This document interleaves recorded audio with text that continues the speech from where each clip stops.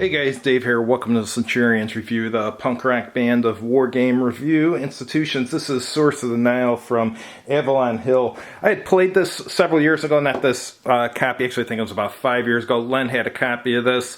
Pretty interesting game. They still put the game on at GaryCon every year. Source of the Nile is designed to be an educational and challenging game in which players compete primarily with nature and with each other. Luck tends to be an element in the game but can be overcome by careful play. Because the game situation is forever changing, there is no single best strategy. However, players must weigh risks against gains with every decision they make, and good judgment will pay off.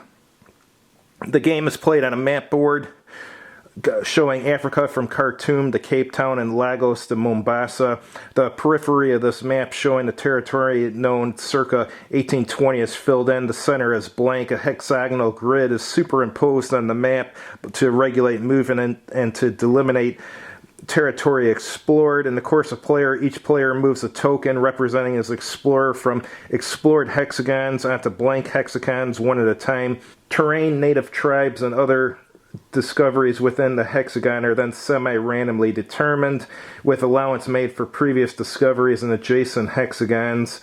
The player interacts with the discoveries, for example, negotiates with new natives for guides, and records them on the map using wax crayons. The map board surface is erasable if the explorer dies before returning to Europe to publish his discoveries. All hexagons which only he has explored will be erased, and subsequent explorers will find that his discoveries were only rumors. For example, when other players explore the erased hexagons later, they will have to generate new discoveries there. This copy is unpunched. It's got very little shelfware in the back, so it's a really good copy. Here's the original crayons that come with, and it's got 4 dice.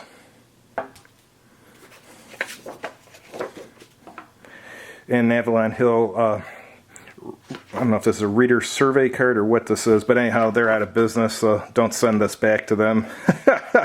Oh, it's basically telling you to describe the game, whether it's too simple, if you enjoyed it, blah, blah, blah. All right, here's the rules. I've never read the rule book for this. Len showed me how to play, but he didn't have any difficulty teaching me how to play. Starts out with an introduction. Then it's going over the object of play, which we kind of went over on the back of the box. And here's setup. Outfitting your expedition. Movement rules, movement restrictions.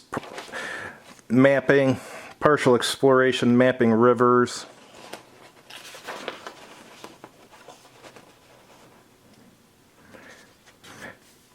Lost rules, native negotiation and trade, consequences of defeat. It's even got hunting and sickness rules here. And here's your return to Europe rules.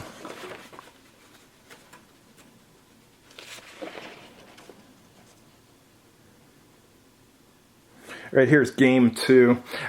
According to the box, this includes an expanded version, which I assume is game 2. And it's got its own victory condition, its own native discovery table. And it's going over the combat procedure here. And there's even a missionary table and a doctor table. And here's the animal and plant descriptions. Is this the last page? Yeah, I think it is. No, there should be one in here. There we go. And here's 3 sample expeditions. And on the back, it's got the cataract table, native discovery table, consequences of defeat table, missionary table, doctor table, zoology and botany table, geology, and a poison table.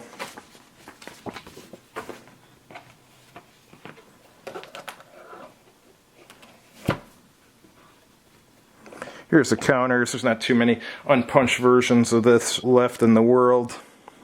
They're pretty simple.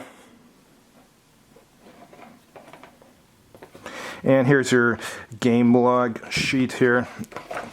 Whole booklet of them. So you won't have to make photocopies. You can just use them directly from there. And here's the cards. There's 108 of them. I'll just open one up for you to see. These are the kind where you have to tear them out. Here's one that's a disaster. A rhino surprises your expedition on the Veit. Lose one man of your choice each time he charges. He will charge up to 6 times if not killed. Every Ascari and explorer may fire each time he charges. It requires 6 hits to kill him. And like I said, there's 108 of these different cards, so all sorts of events that can happen. And here's the map.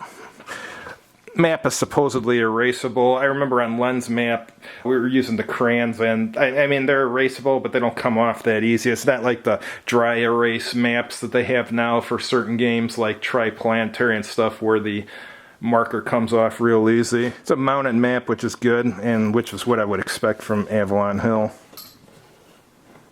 Yeah, here's the hexes you fill in as you explore them and stuff. And then it's got a copy of the charts all on the map over here. Thanks for watching. I'm sure plenty of you have tried this, so definitely chime in and let us know your experiences with it, and let us know if you ever played at any conventions and stuff. Like I said, Gary Con, someone puts on this game every year. Have a good evening.